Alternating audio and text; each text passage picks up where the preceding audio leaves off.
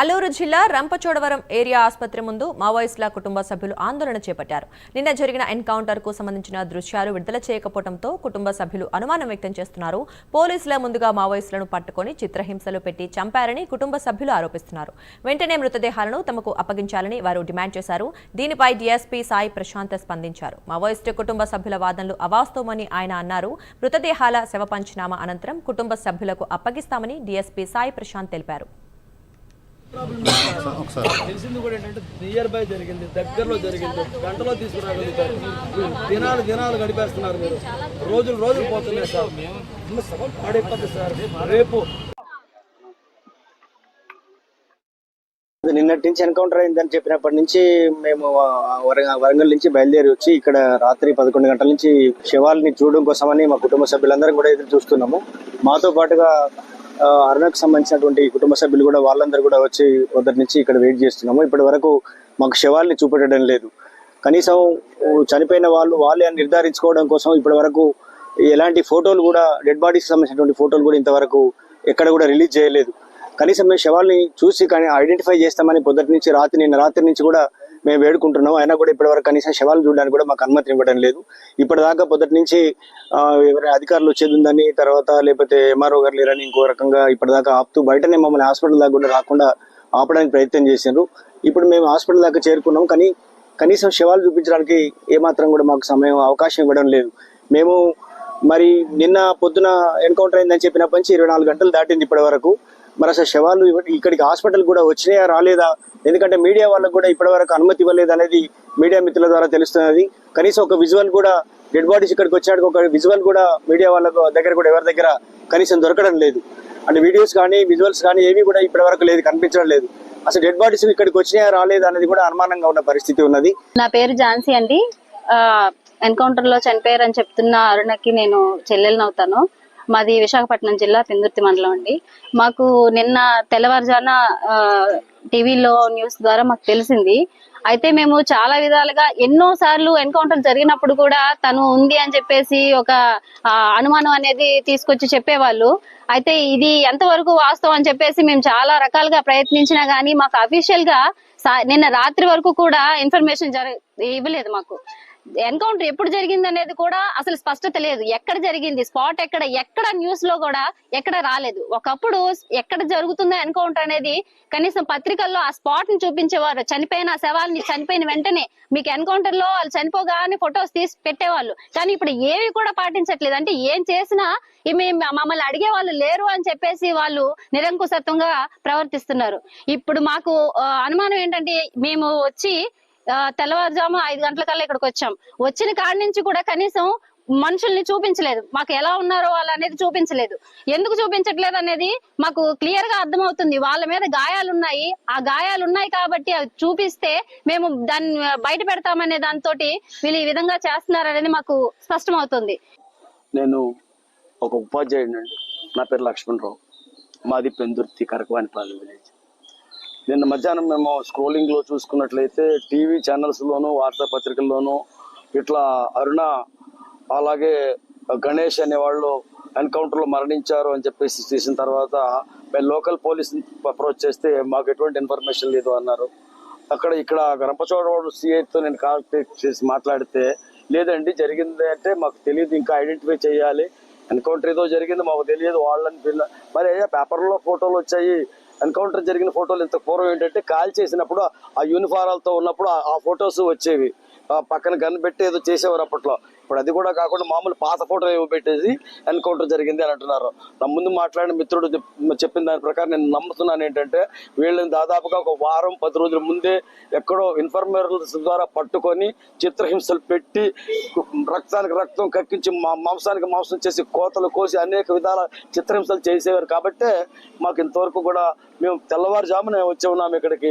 మా పిల్లల్ని చూసుకుందామని వచ్చాము. మేము మా పిల్లల శవాన్ని కడసారిగా చూసుకొని మా ఊళ్ళకి తీసుకెళ్లి అంతిమ సంస్కారాలు చేసుకుందామని మేము ఇక్కడికి ఎంతో ఆశతో వచ్చాము. ఈ రంపచోడవరంలో జరిగిన సంఘటనల ప్రకారం కొన్ని వదంతులు బయటకు రావడం జరిగిందండి. ఆ వదంతుల్ని అవి నిజాలు కాదని చెప్పడం కోసం ఇప్పుడు చెప్పడం జరుగుతుంది.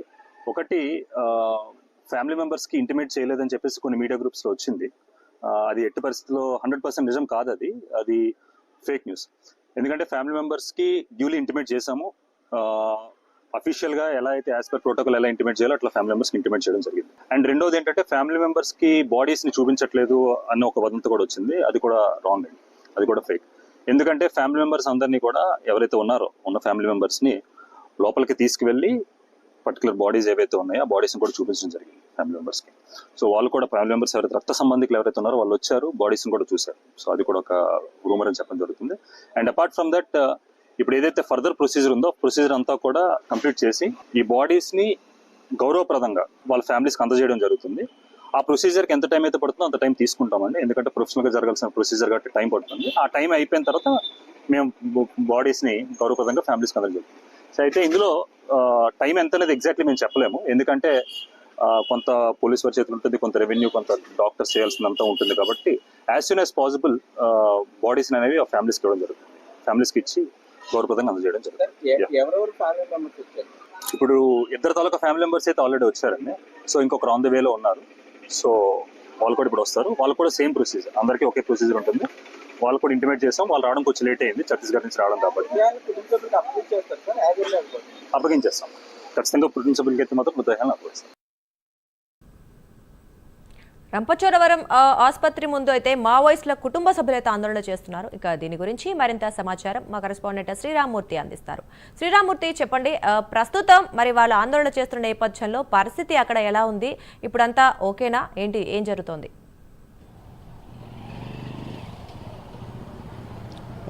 దుర్గా, ఏదైతే నిన్న తెల్లవారుజామున ఎన్కౌంటర్లో రంపచోడవరం, అల్లూరు జిల్లా రంపచోడవరం ఏజెన్సీ దేవిపట్నం మండలం కొండమొదలు ప్రాంతంలో జరిగిన ఆ ఎన్కౌంటర్లో కీలకమైన కేంద్ర మావోయిస్టు కమిటీ సభ్యులు ఉదయ్, అలాగే అరుణ, అంజు ముగ్గురు కూడా ఎన్కౌంటర్లో చనిపోయిన పరిస్థితి ఉంది. అయితే వారిని రాత్రి రంపచోడవరం ప్రభుత్వ ఆసుపత్రికి తరలించడానికి చాలా పొద్దుపోయిన పరిస్థితి ఉంది.